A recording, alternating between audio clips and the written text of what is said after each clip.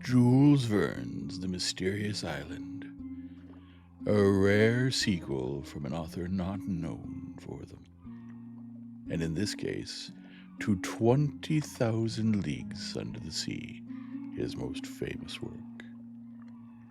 If you enjoy this sort of content, I hope you'll remember to like, subscribe, hit the bell icon, and leave a comment. It really helps us out. And don't forget to join us over on Twitch for our readings Mondays, Tuesdays, Thursdays, and Fridays at 6 p.m. Pacific. And now, on to the story. Chapter 15. The next day, the 20th of October, at 7 o'clock in the morning, after a voyage of 4 days, the Bonadventure gently glided up to the beach at the mouth of the Mersey. Cyrus Harding and Neb, who had become very uneasy at the bad weather and the prolonged absence of their companions, had climbed at daybreak to the plateau of Prospect Heights, and they had at last caught sight of the vessel which had been so long in returning. "God be praised, there they are!" exclaimed Cyrus Harding. As to Neb, in his joy, he began to dance, to twirl around, clapping his hands and shouting, "Oh, my master!" a more touching pantomime than the finest discourse. The engineer's first idea, on counting the people on the deck of the Bonadventure, was that Pencroft had not found the castaway of Tabor Island, or at any rate that the unfortunate man had refused to leave his island and change one prison for another. Indeed, Pencroft, Gideon Spilett, and Herbert were alone on the deck of the Bonadventure. The moment the vessel touched, the engineer and Neb were waiting on the beach, and before the passengers had time to leap onto the sand, Harding said, "We have been very uneasy at your delay, my friends. Did you meet with any accident?" "No," replied Gideon Spilett. "On the contrary, everything went wonderfully. We will tell you all about it." "However," returned the engineer, "your search has been unsuccessful, since you're only 3, just as you went." "Excuse me, Captain," replied the sailor. "We are 4. "You found the castaway?" "Yes." "And you've brought him?" "Yes." "Living?" "Yes." "Where is he? Who is he?" "He is," replied the reporter, "or rather he was, a man. There, Cyrus, that is all we can tell you." The engineer was then informed of all that had passed during the voyage, and under what conditions the search had been conducted. How the only dwelling on the island had long been abandoned, how at last a castaway had been captured, who appeared no longer to belong to the human species. "And that's just the point," added Pencroft. "I don't know if we've done right to bring him here." "Certainly you have, Pencroft," replied the engineer quickly. "But the wretched creature has no sense." "That is possible at present," replied Cyrus Harding. "But only a few months ago the wretched creature was a man like you and me, and who knows what will become of the survivor of us after a long solitude on this island. It is a great misfortune to be alone, my friends, and it must be believed that solitude can quickly destroy reason, since you have found this poor creature in such a state." "But, Captain," asked Herbert, "what leads you to think that the brutishness of the unfortunate man began only a few months back?" "Because the document we found had been recently written," answered the engineer, "and the castaway alone can have written it." "Always supposing," observing Gideon Spilett, "that it had not been written by a companion of this man, since dead." "That is impossible, my dear Spilett." "Why so?" asked the reporter. "Because the document would have then spoken of 2 castaways," replied Harding, "and it mentioned only one." Herbert then in a few words related the incidents of the voyage, and dwelt on the curious fact of the sort of passing gleam in the prisoner's mind, when for an instant, in the height of the storm, he had become a sailor. "Well, Herbert," replied the engineer, "you are right to attach great importance to this fact. The unfortunate man cannot be incurable, and despair has made him what he is, but here he will find his fellow men, and since there is still a soul in him, this soul we shall save."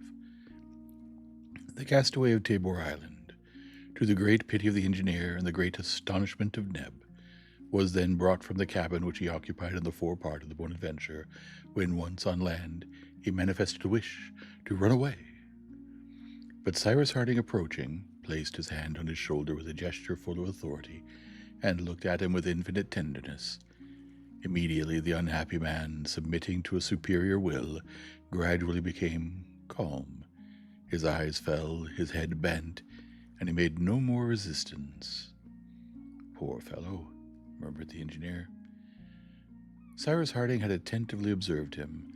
To judge by his appearance, this miserable being had no longer anything human about him, and yet Harding, as had the reporter already, observed in his look an indefinable trace of intelligence.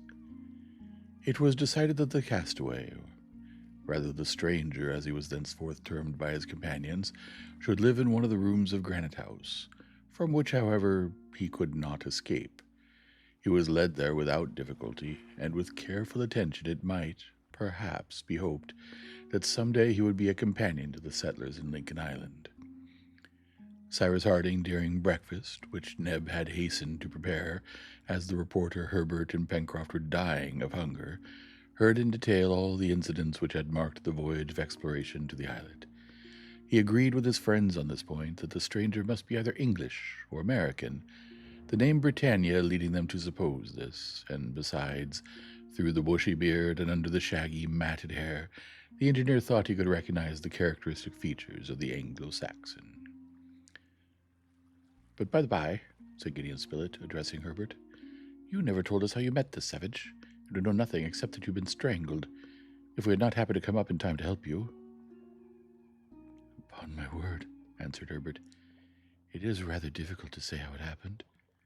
I was, I think, occupied in collecting my plants, when I heard a noise like an avalanche falling from a very tall tree. I scarcely had time to look round. This unfortunate man, who was without doubt concealed in a tree, rushed upon me in less time than I take to tell you about it, and unless Mr. Spilett and Pencroft—" "My boy," said Cyrus Harding, "you ran a great danger, but perhaps without that, the poor creature would have still hidden himself from your search, and we should not have had a new companion." "You hope then, Cyrus, to succeed in reforming the man?" asked the reporter. "Yes." Breakfast over, Harding and his companions left Granite House and returned to the beach.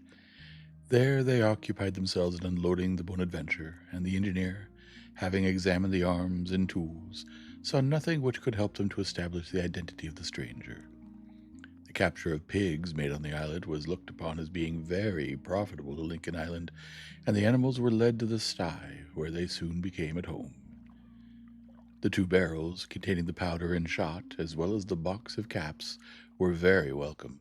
It was agreed to establish a small powder magazine, either outside Granite House or in the upper cavern, where there would be no fear of explosion. However, the use of peroxyl was to be continued.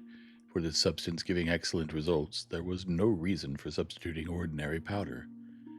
When the unloading of the vessel was finished, "Captain," said Pencroft, "I think it would be prudent to put our Bonadventure in a safe place."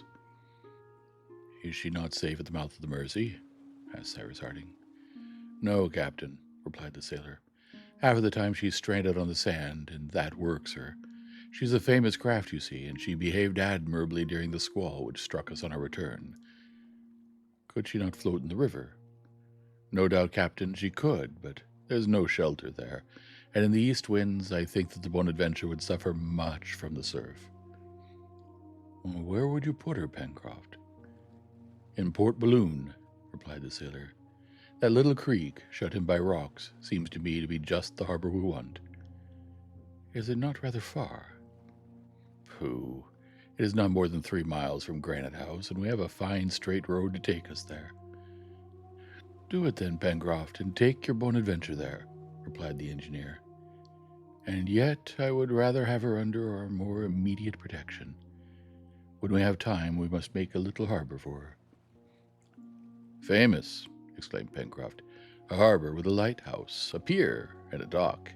Ah, really with you, Captain, everything becomes easy." "Yes, my brave Pencroft," answered the engineer, "but on condition, however, that you help me, for you do as much as 3 men in all our work." Herbert and the sailor then re-embarked on board the Bonadventure. The anchor was weighed, the sail hoisted, and the wind drove her rapidly towards Claw Cape. 2 hours after, she was reposing on the tranquil waters of Port Balloon. During the first days passed by the stranger in Granite House, had he already given them reason to think that his savage nature was becoming tamed? Did a brighter light burn in the depths of that obscured mind? In short, was the soul returning to the body? Yes, to a certainty, and to such a degree that Cyrus Harding and the reporter wondered if the reason of the unfortunate man had ever been totally extinguished. At first, accustomed to the open air, to the unrestrained liberty which he had enjoyed on Tabor Island, the stranger manifested a sullen fury, and it was feared that he might throw himself onto the beach, out of one of the windows of Granite House. But gradually he became calmer, and more freedom was allowed to his movements. They had reason to hope, and to hope much. Already forgetting his carnivorous instincts, the stranger accepted a less bestial nourishment than that on which he fed on the islet, and cooked meat did not produce in him the same sentiment of repulsion which he had showed on board the Bonadventure. Cyrus Harding had profited by a moment when he was sleeping to cut his hair and matted beard, which formed a sort of mane and gave him such a savage aspect. He had also been clothed more suitably, after having got rid of the rag which covered him. The result was that, thanks to these attentions, the stranger resumed a more human appearance, and it even seemed as if his eyes had become milder. Certainly, when formerly lighted up by intelligence, this man's face must have had a sort of beauty. Every day Harding imposed on himself the task of passing some hours in his company. He came and worked near him and occupied himself in different things so as to fix his attention.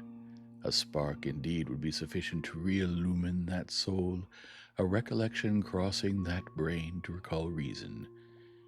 That had been seen during the storm on board the Bonadventure.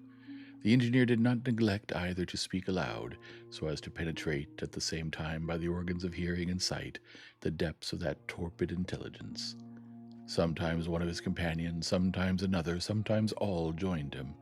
They spoke most often of things belonging to the Navy, which must interest a sailor. At times, the stranger gave some slight attention to what was said, and the settlers were soon convinced that he partly understood them. Sometimes the expression of his countenance was deeply sorrowful, a proof that he suffered mentally, for his face could not be mistaken. But he did not speak, although at different times, however, they almost thought that words were about to issue from his lips. At all events, the poor creature was quite quiet and sad. But was not his calm only apparent? Was not his sadness only the result of his seclusion? Nothing could yet be ascertained. Seeing only certain objects and in a limited space, always in contact with the colonists, to whom he would soon become accustomed, having no desires to satisfy, better fed, better clothed, it was natural that his physical nature should gradually improve. But was he penetrated with the sense of a new life? Or rather, to employ a word which would be exactly applicable to him, was he not becoming tamed, like an animal in company with his master? This was an important question which Cyrus Harding was anxious to answer, and yet he did not wish to treat his invalid roughly. Would he ever be a convalescent? How the engineer observed him every moment. How he was on the watch for his soul, if one may use the expression. How he was ready to grasp it. The settlers followed with real sympathy all the phases of the cure undertaken by Harding. They aided him also in his work of humanity, and all, except perhaps the incredulous Pencroft, soon shared both his hope and his faith. The calm of the stranger was deep, as has been said, and he even showed a sort of attachment for the engineer, whose influence he evidently felt. Cyrus Harding resolved then to try him by transporting him to another scene from that ocean which formerly his eyes had been accustomed to contemplate, to the border of the forest, which might perhaps recall those where so many years of his life had been passed. "But," said Gideon Spilett, "can we hope that he'll not escape, if once set at liberty?" "The experiment must be tried," replied the engineer. "Well," said Pencroft, "when that fellow's outside and feels the fresh air, He will be off as fast as his legs can carry him." "I do not think so," returned Harding. "Let us try," said Spilett. "We will try," replied the engineer. This was on the 30th of October, and consequently the castaway of Tabor Island had been a prisoner in Granite House for 9 days. It was warm, and a bright sun darted its rays on the island. Cyrus Harding and Pencroft went to the room occupied by the stranger, who was found lying near the window and gazing at the sky. "Come, my friend," said the engineer to him. The stranger rose immediately. His eyes were fixed on Cyrus Harding, and he followed him, while the sailor marched behind them, little confident as to the result of the experiment. Arrived at the door, Harding and Pencroft made him take his place in the lift, while Neb, Herbert, and Gideon Spilett waited for them before Granite House. The lift descended, and in a few moments all were united on the beach. The settlers went a short distance from the stranger so as to leave him at liberty. He then made a few steps toward the sea, and his look brightened with extreme animation, but he did not make the slightest attempt to escape. He was gazing at the little waves which, broken by the islet, rippled on the sand. "This is only the sea," observed Gideon Spilett, "and possibly it does not inspire with any wish to escape." "Yes," replied Harding, "we must take him to the plateau on the border of the forest. There the experiment will be more conclusive." "Besides, you could not run away," said Neb, "since the bridge is raised." "Oh," said Pencroft, "that isn't a man to be troubled by a stream like Creek Glycerin. He could cross it directly at a single bound." "We shall soon see," Harding contented himself with replying, his eyes not quitting those of his patient. The latter was then led towards the mouth of the Mercy, and all climbing the left bank of the river, reached Prospect Heights. Arrived at the spot on which grew the first beautiful trees of the forest, their foliage slightly agitated by the breeze, the stranger appeared greedily to drink in the penetrating odor which filled the atmosphere, and a long sigh escaped from his chest. The settlers kept behind him, ready to seize him if he made any movement to escape. And indeed, the poor creature was on the point of sprinting into the creek which separated him from the forest, and his legs were bent for an instant as if for a spring. But almost immediately he stepped back, half sank down, and a large tear fell from his eyes. "Ah," exclaimed Cyrus Harding, "you have become a man again, or you could weep." End of chapter 15. Chapter 16. Yes, the unfortunate man had wept.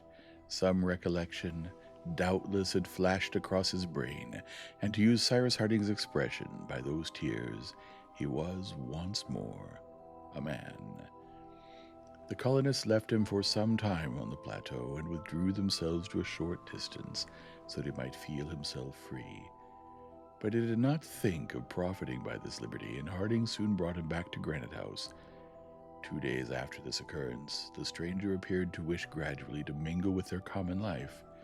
He evidently heard and understood, but no less evidently was he strangely determined not to speak to the colonists. For one evening, Pencroft, listening at his door, heard these words escape from his lips: "No, here, I never." The sailor reported these words to his companions. "There's some painful mystery there," said Harding. The stranger had begun to use the laboring tools, and he worked in the garden. When he stopped in his work, as was often the case, he remained retired within himself, but on the engineer's recommendation they respected the reserve which he apparently wished to keep. If one of the settlers approached him, he drew back, and his chest heaved with sobs, as if overburdened. Was it remorse that overwhelmed him thus? They were compelled to believe so, and Gideon Spilett could not help one day making this observation: "Who does not speak it is because he has, I fear, things too serious to be told. They must be patient and wait." A few days later, on the 3rd of November, the stranger, working on the plateau, had stopped, letting his spade drop to the ground, and Harding, who was observing him from a little distance, saw that tears were again flowing from his eyes. A sort of irresistible pity led him towards the unfortunate man, and he touched his arm lightly. "My friend," said he. The stranger tried to avoid his look, and Cyrus Harding having endeavored to take his hand, he drew back quickly. "My friend," said Harding in a firmer voice, "look at me. I wish it." The stranger looked at the engineer and seemed to be under his power, as a subject under the influence of a mesmerist. He wished to run away, but then his countenance suddenly underwent a transformation. His eyes flashed. Words struggled to escape from his lips. He could no longer contain himself. At last he folded his arms. Then, in a hollow voice, "Who are you?" he asked Cyrus Harding. "Castaways like you," replied the engineer, whose emotion was deep. "We have brought you here among your fellow men." "My fellow men? I have none." "You are in the midst of friends." "Friends? For me? Friends?" exclaimed the stranger, hiding his face in his hands. "No, never. Leave me. Leave me." Then he rushed to the side of the plateau which overlooked the sea, and remained there a long time, motionless. Harding rejoined his companions and related to them what had just happened.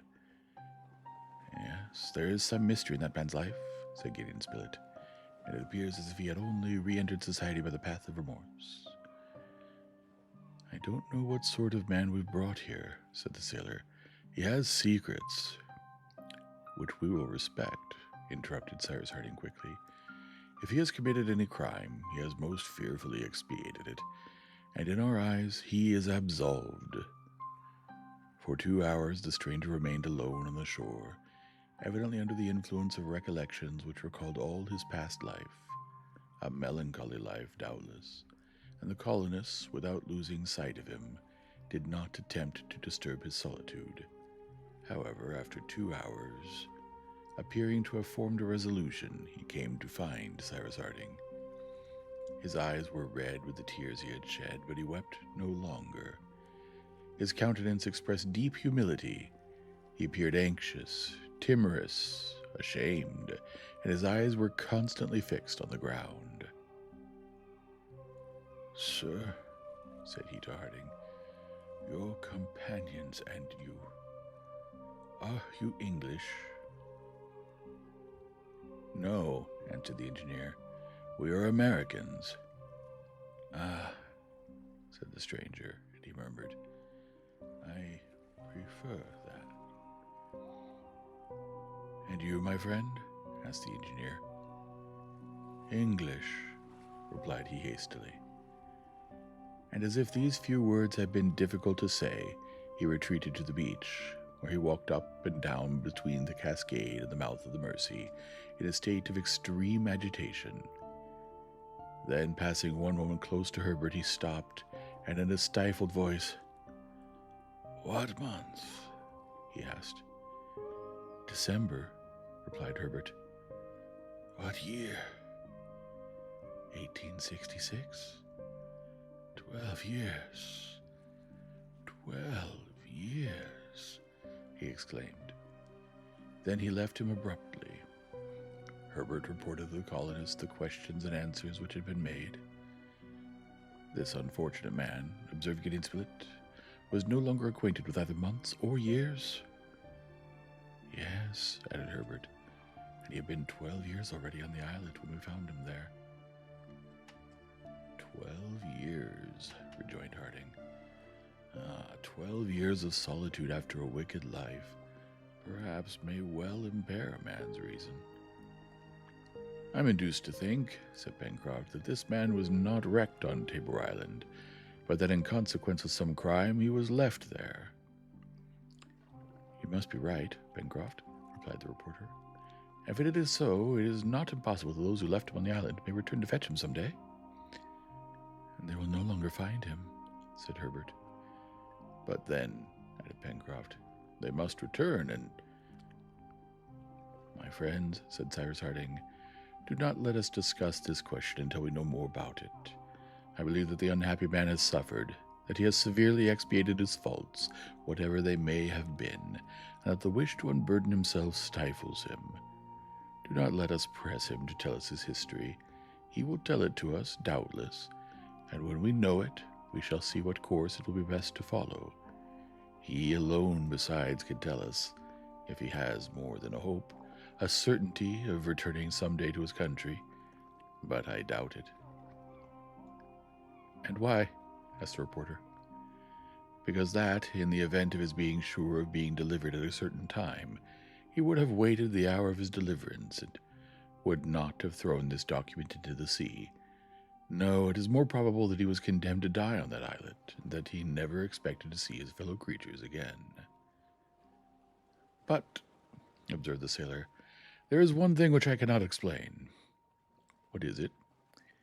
"If this man had been left there for 12 years on Tabor Island, one may well suppose that he had been several years already in the wild state in which we found him."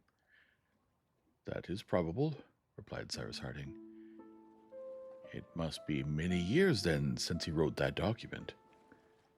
"No doubt, and yet the document appears to have been recently written. Besides, how do you know that the bottle which enclosed the document may not have taken several years to come from Tabor Island to Lincoln Island?" "That is not absolutely impossible," replied the reporter. "Might it not have been a long time already on the coast of the island?" "No," answered Pencroft, "for it was still floating. We could not even suppose that after it had stayed for any length of time on the shore, it would have been swept off by the sea, for the south coast is all rocks, and it would certainly have been smashed to pieces there." "That is true," rejoined Cyrus Harding thoughtfully. "And then," continued the sailor, "if the document was several years old, it would have been shut up in that bottle for several years, it would have been injured by damp. Now there's nothing of the kind, and it was found in a perfect state of preservation."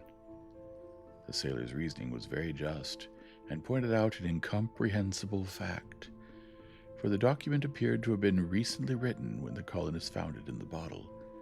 Moreover, it gave the latitude and longitude of Tabor Island correctly, which implied that its author had a more complete knowledge of hydrography than could be expected of a common sailor. "There is in this, again, something unaccountable," said the engineer. "But we will not urge our companion to speak. When he likes, my friends, then we shall be ready to hear him." During the following days the stranger did not speak a word, and did not once leave the precincts of the plateau. He worked away without losing a moment, without taking a minute's rest, but always in a retired place. At mealtimes he never came to Granite House, although invited several times to do so, but contented himself with eating a few raw vegetables. At nightfall he did not return to the room assigned to him, but remained under some clump of trees, or when the weather was bad, crouched in some cleft of the rocks. Thus he lived in the same manner as when he had no other shelter than the forests of Tabor Island, and as all persuasion to induce him to improve his life was in vain, the colonists waited patiently. And the time was near when, as it seemed, almost involuntarily urged by his conscience, a terrible confession escaped him. On the 10th of November, about 8 o'clock in the evening, as night was coming on, the stranger appeared unexpectedly before the settlers, who were assembled under the veranda. His eyes burned strangely, and he had quite resumed the wild aspect of his worst days. Cyrus Harding and his companions were astounded on seeing that, overcome by some terrible emotion, his teeth chattered like those of a person in a fever. What was the matter with him? Was the sight of his fellow creatures insupportable to him? Was he weary of this return to a civilized mode of existence? Was he pining for his former savage life? It appeared so, as soon as he was heard to express himself in these incoherent sentences. "Why am I here? By what right have you dragged me from my islet? Do you think there could be any tie between you and me? Do you know who I am and what I have done? Why I was there alone? And who told you that I was not abandoned there? That I was not condemned to die there? Do you know my past? How do you know that I have not stolen, murdered, that I am not a wretch, an accursed being, only fit to live like a wild beast, far from all? Speak. Do you know it? The colonist listened without interrupting the miserable creature from whom these broken confessions escaped, as it were in spite of himself. Harding wished to calm him, approached him, but he hastily drew back. No, no, he exclaimed. One word only. Am I free? You are free, answered the engineer. Well then, he cried, and fled like a madman. Neb, Pencroft, and Herbert ran also towards the edge of the wood, but they returned alone. We must let him alone, said Cyrus Harding. He will never come back, exclaimed Pencroft. He will come back, replied the engineer. Many days passed, but Harding, was it a sort of presentiment, persisted in the fixed idea that sooner or later the unhappy man would return.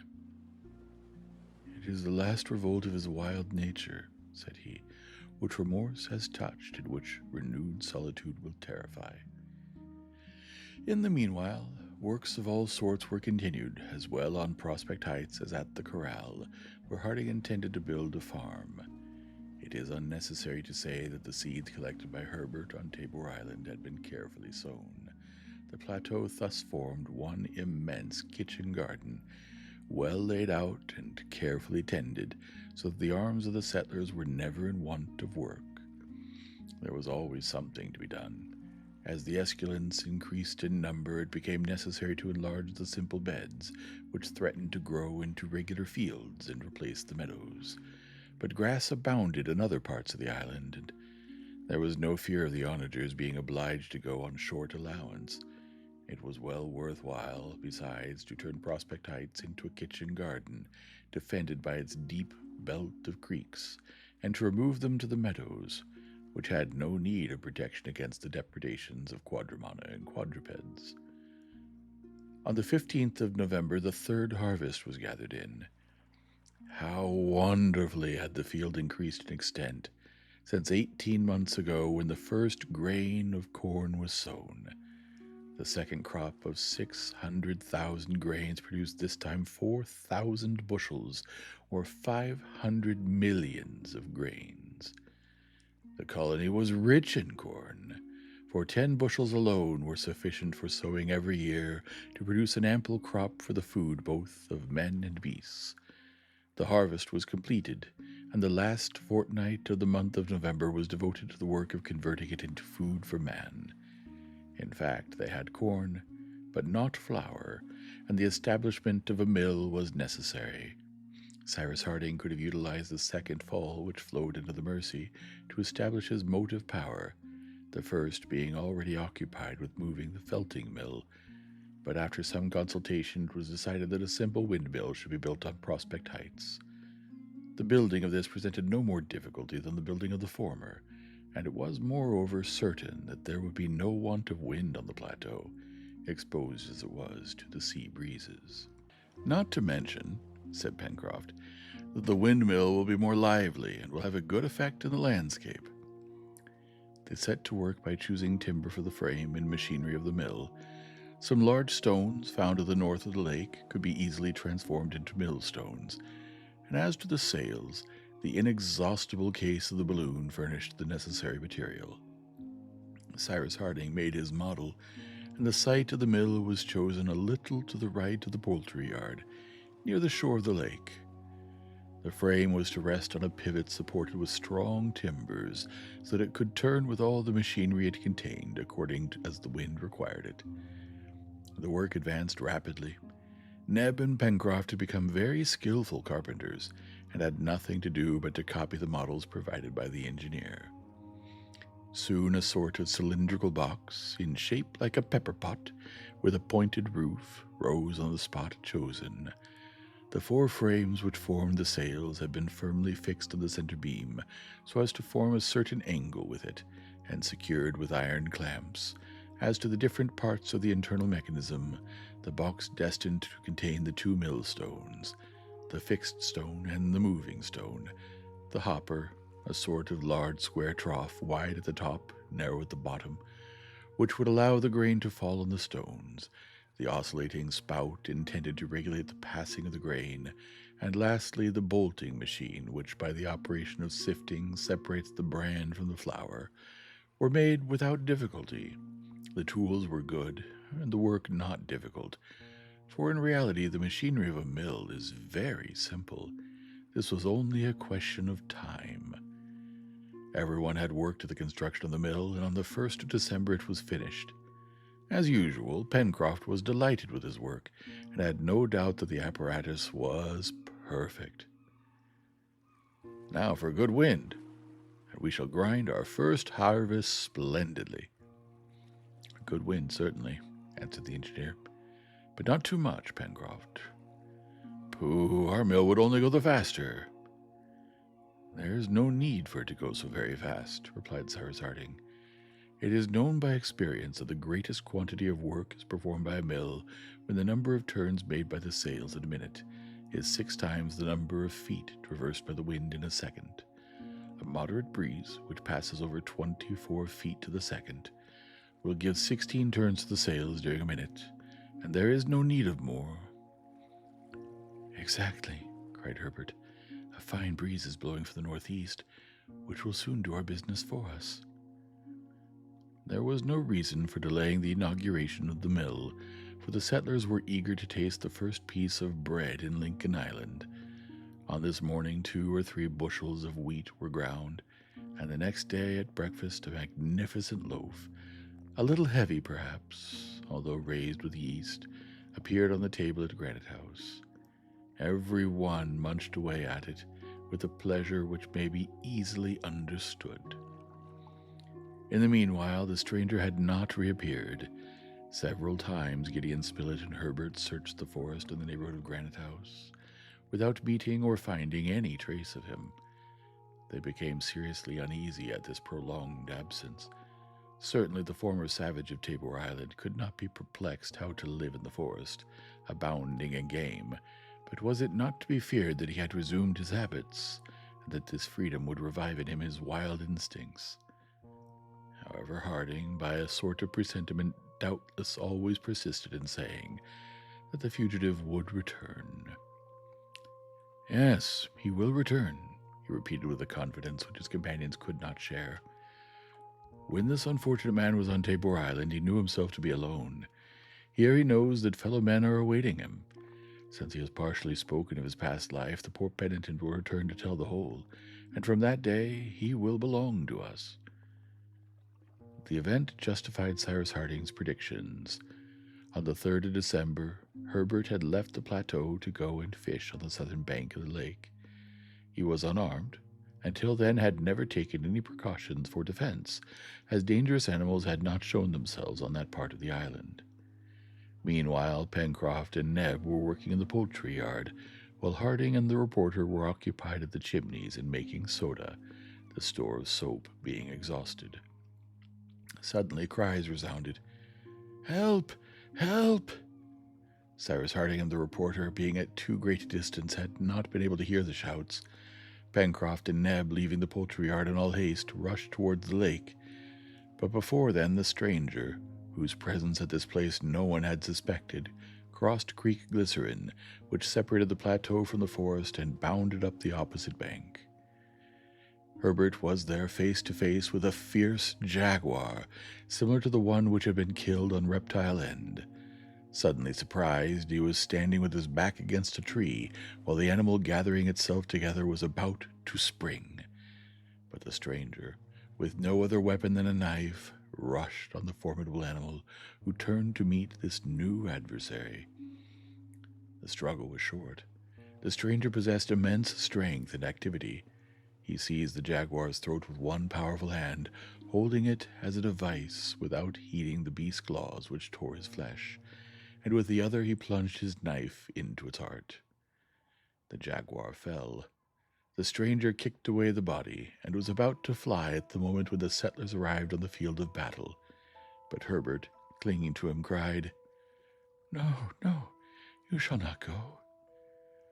Harding advanced towards the stranger, who frowned when he saw him approaching, the blood flowing from his shoulder under his torn shirt, but he took no notice of it. "My friend," said Cyrus Harding, "we have just contracted a debt of gratitude to you. To save our boy, you have risked your life." "My life?" murmured the stranger. "What is that worth?" "Less than nothing." "You're wounded?" "It is no matter. Will you give me your hand?" And as Herbert endeavored to seize the hand which had just saved him, the stranger folded his arms, his chest heaved, his look darkened, and he appeared to wish to escape. But making a violent effort over himself, and in an abrupt tone, "Who are you?" he asked, "and what do you claim to be to me?" It was the colonist's history which he thus demanded, and for the first time, perhaps this history recounted, he would tell his own. In a few words, Harding related all that had happened since their departure from Richmond, how they had managed, and what resources they now had at their disposal. The stranger listened with extreme attention.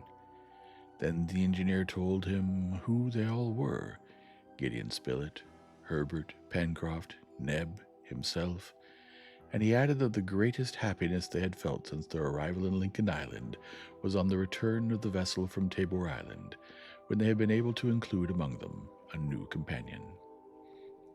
At these words the stranger's face flushed, his head sunk on his breast, and confusion was depicted on his countenance. "And now that you know us," added Cyrus Harding, "will you give us your hand?" "No," replied the stranger in a hoarse voice. "No, you are honest men, and I..." End of chapter 16. Well, they're still alive. Let's see what happens next, shall we? If you've enjoyed this sort of content, I hope you'll remember to hit the like and subscribe, smash that bell icon, and leave a comment. It really helps us out. Good night now.